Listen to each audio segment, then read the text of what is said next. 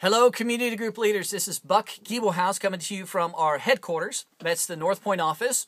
More specifically, this is our media room, which is honestly just a fancy name for a room with a lot of stuff in it, which is really just a fancy name for a storage room with a lot of junk. So that's where I'm coming to you from. And I want to start by saying this. Listen, thank you guys for your leadership. Your sacrifice week in and week out as community group leaders is huge. And you know, as a church, we're trying to keep things so simple and so laser focused.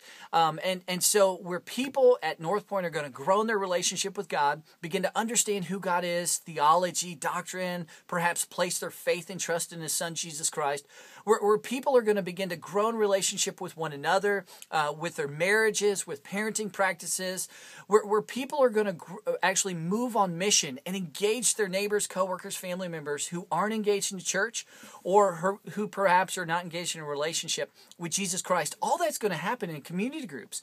And so you all are so critical to what we're trying to do as a church. And I just got to start by saying thank you, thank you, thank you. I know it's a huge deal.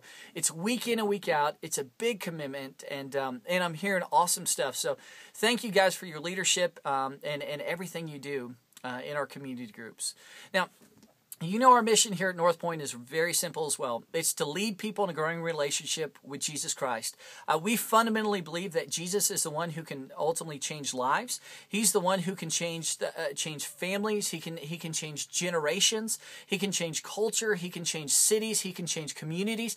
He can even change the world. And we with every ounce of who we are, we fundamentally believe that.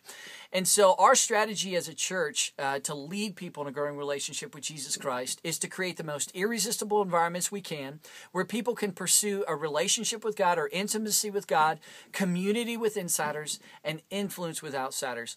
And you may have noticed over the last couple of weeks that there's been all kinds of environmental changes with our foyer last week, with our digital signage and the pipe and drape, with our check-in systems, if you've seen that, with our large group. If you haven't seen large group in Upstreet or Womberland, you got to check that stuff out. It is so fun to see what's taking place down there. We're doing everything we can to create the most irresistible environments because we feel our responsibility as a church is to create the most irresistible environments we can. And we feel God's responsibility is to change lives. And so that's what we've been doing over the last several weeks, several months, and actually the last couple years. And so with that said, with all these new changes as of late, here's what I'm asking you, and here's what I want to challenge you with. It's this, is that 2 weeks from now, Easter's coming up. And Easter is a perfect time to invite a friend, a coworker, a neighbor, somebody who's not engaged in church to come to our church. They're hearing about Easter in our culture. They're hearing about it in media. They already feel something. Your neighbor who doesn't go to church, they already feel like, gosh, maybe I should go to church. And so I want to encourage you to invite them to church, to invest in that relationship, and then invite them to our Easter service. Because here's what's interesting. Here's what just blows my mind. Did you guys know that 7 out of 10 people who aren't engaged in church have never been invited to church? It's a stat I read this week, and I was like, that's incredible. Did you know that only 2% of church people 2% of church people actually in a given year will invite somebody to their church? That means 98% of people are not going to invite somebody to church, which is crazy because Jesus is the one who can change lives. He's the one who can make sense of marriages and parenting practices and the life that all of us experience. And so I want to challenge you to begin thinking about, begin praying about, somebody that you could invest in who's not engaged in church. And then I want you to be brave. And I want you to have the courage to invite them to our Easter service. So that's what I want to challenge you with.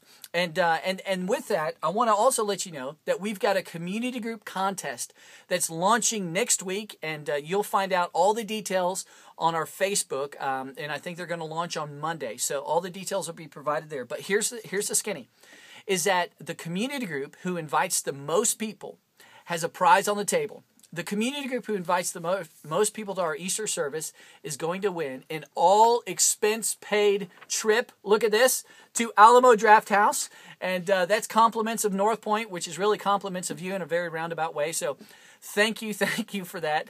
But listen, we want to do everything we can to partner with you, to invite your friends, family, and neighbors. And so we've got our fancy club card you should be getting from your coach, as well as this will be our first time we're going to use Evites. We've got Evites that'll be on our website Monday or Tuesday. They're going to be very practical, very welcoming, and very helpful to an individual who hasn't been engaged in church for a while.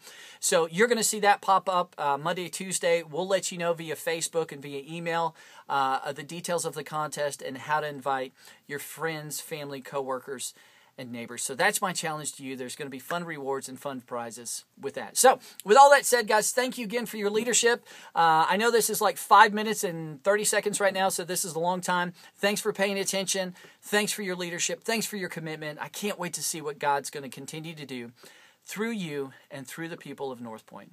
Take care.